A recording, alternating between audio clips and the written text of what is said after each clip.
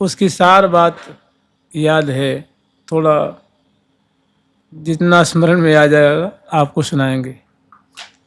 एक बार की बात है, मैंने देखिए भगवान की शरणागति, जैसे मान लो हम लोग जो गुरु के शरणागत होकर के, और जैसे जो विष्णुओं का जो पारंपरिक जो संप्रदाय है, और जो वैष्णव चतुष संप्रदाय जो विरक्त परंपरा है या गृहस्थ परंपरा है, ये कितनी ऊंची चीज़ है। इसमें कैसे मैंने प्रारंभ के जो आचार्य हैं वो भी प्रायः भगवत स्वरूप ही हैं, भगवत स्वरूप ही हैं, क्योंकि ये भक्ति का प्रचार भगवान के सिवा और कोई नहीं कर सकता। या तो भगवान करेंगे या तो उनका कोई पार्षद करेगा, और सबके बस की बात नहीं है। तो एक बार की बात है, एक राजा थे, उस राजा का नाम मुझे अब याद नहीं है। उस राजा के आतिथ्य को स्वीकार किया। एकाएक अचानक श्री देवर्षि नारद जी उनके राज दरबार में पहुंचे। अब संभवतः उस राजा का नाम कुश था या शक था, ऐसा बढ़िया से मुझे अब याद नहीं है। ऐसा कुछ नाम था उनका। कुश माने लव कुश नहीं, कोई दूसरे ये राजा थे, ऐसा कुछ मिलता जुलता उनका नाम था। तो देवर्षि नारद जी उनके यहाँ गए। श्री देवर्षि नारद जी को देखते बहुत खुश हुए और उन्होंने कहा कि प्रभु आपका दर्शन तो बड़ा ही मंगलमय होता है, जो आपका दर्शन कर लेता है उसका उद्धार सुनिश्चित है।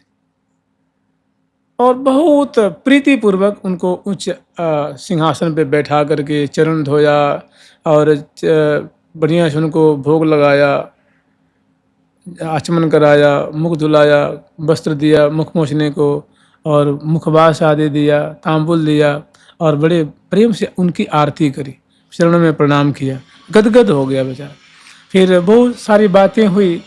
फिर अचानक राजा ने पूछा कि प्रभु आप तो हर एक लोकों में जाते हैं, आपकी गति हर एक लोकों में है, आप थोड़ी आप पितृलोक में अगर आप उस लोक से गुजरें तो थोड़ी पितृलोक में देखना कि हमारे जो पूर्वज हैं वो सुख पा रहे हैं कि दुख पा रहे हैं, कैसे हैं, आप इतनी कृपा मुझ पे कीजिएगा। उन्होंने कहा ठीक है राजन, और अगर मैं उस रास्ते से गुजरूंगा तो मैं अवश्य आपके पितरों का खबर लेके मैं आऊँगा। पितर मैंने जो हमारे दादा हुए, परदादा हुए, परदादा हुए, पर परम दादा हुए, आदि आदि जो पीढ़ियाँ हैं जो पधार गए वो लोग पितृ कहलाते हैं, पितर कहलाते हैं। तो जब वो देवर्षि नारद जी महाराज जी को अवसर मिला और उस रास्ते से गुजरे तो उनके जो पितर थे वो नरकों में पड़े हुए हाय हाय हाय हाय करते रो रहे थे। तो उन्होंने देखते ही बोला कि महाराज आपका दर्शन हुआ, आप कृपा करके देवर्षि नारद जी महाराज आप तो बड़े ही दयालु हैं, बड़े कृपालु हैं, आप कभी मृत्युलोक में जाना तो हमारा बेटा वहाँ का राजा है, और जाना तो हमारे बारे में बताना कि हम लोग बहुत दुख पा रहे हैं, हम लोग को शीतल जल नहीं मिलता है, हम लोग को मैंने घटिया दर्जे की मैंने निम्न दर्जे की चीज़ें दी जाती हैं, गरम गरम पानी दिया जाता है, हमारे रहने की सुविधा बढ़िया नहीं, बहुत निम्न दर्जे की है। तो उन्होंने पूछा कि भाई तो आपको उच्च दर्जे की सब चीज़ कैसे मिलेगी? तो उन्होंने कहा कि अगर मेरा बेटा अगर वैष्णव बन जाए ना, तो मेरा बेटा अगर वैष्णव बन जाए तो हम लोगों को बहुत सुंदर इस लोक में सुंदर व्यवस्था होगी।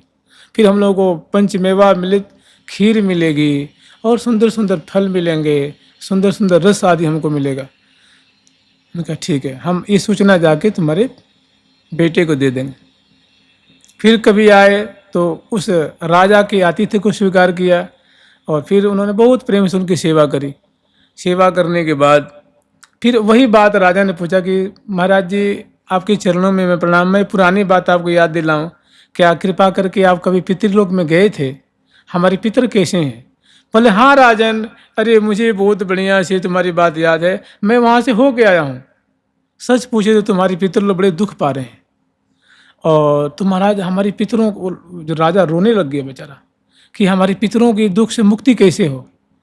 तो उन्होंने कहा कि वो तुम्हारे पितर कह रहे हैं कि अगर मेरा बेटा भक्त बन जाए, वैष्णव बन जाए ना, तो हम लोग की इस लोक में बहुत सुंदर भोग सामग्रियाँ, खाने को, पहनने को, रहने को बहुत सुंदर हम लोगों का यहाँ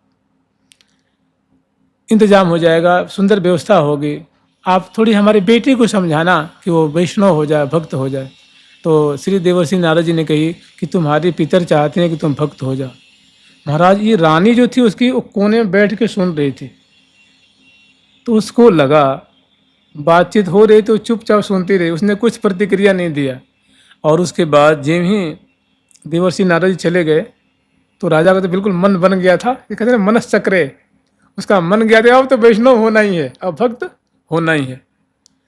तो जब ही उनको विदा करके राजा आए तो मंत्रियों ने कुछ उल्टा सीधा समझा दिया रानी को कि रानी साहिबान, रानी जी, अगर ये राजा भक्त बन गए ना तो मुड़िए बैरागियों की सेवा करेंगे, संतों की सेवा करेंगे और आपको तो टच भी नहीं करेंगे, आपको छुएंगे भी नहीं, कि फिर आपको मुश्किल पड़ जाएगी, बहुत कठिन हो जाएगी। उनका ये वैष्णव बनेंगे, अब भी दिखाती हूँ मैं, अभी त्रिया चरित्र प्रकट करती हूँ।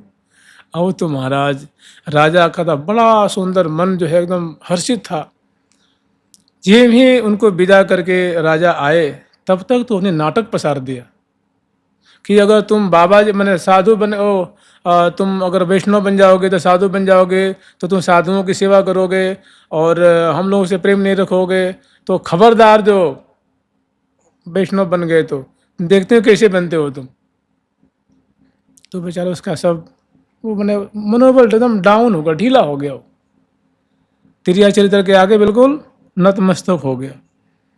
फिर देवर्षि नारद जी गए तो उनके पितरों ने कहा कि महाराज, हमारे बेटे से कहना, केवल उसने संकल्प किया था कि मैं वैष्णव हो जाऊंगा, उसी समय हम लोग की बहुत बढ़िया व्यवस्था हो गई थी। आज जो ही उसका मनोबल गिर गया फिर हम लोग को वही दुर्दशा हो गई।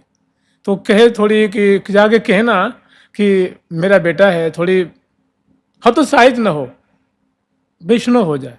फिर वो दोबारा आए तो उस राजा से उन्होंने कहा कि देखो, तुम्हारे पितर जब तुमने संकल्प किया था ना कि मैं वैष्णव हो जाऊंगा, तो उस समय तुम्हारे पितरों की बहुत सुंदर व्यवस्था हुई थी, बहुत सुंदर देख रेख हुई थी। लेकिन जब तुमने संकल्प, हत संकल्प हो गए तुम, जब तुमने संकल्प को छोड़ दिया, उसी समय पुनः उनकी वही दुर्दशा हो गई जो पूर्व दशा उनकी थी। जो भोजन की, पानी की, रहने की, सुख की, सुविधा की जो उनकी दुर्व्यवस्था थी वही हो गई।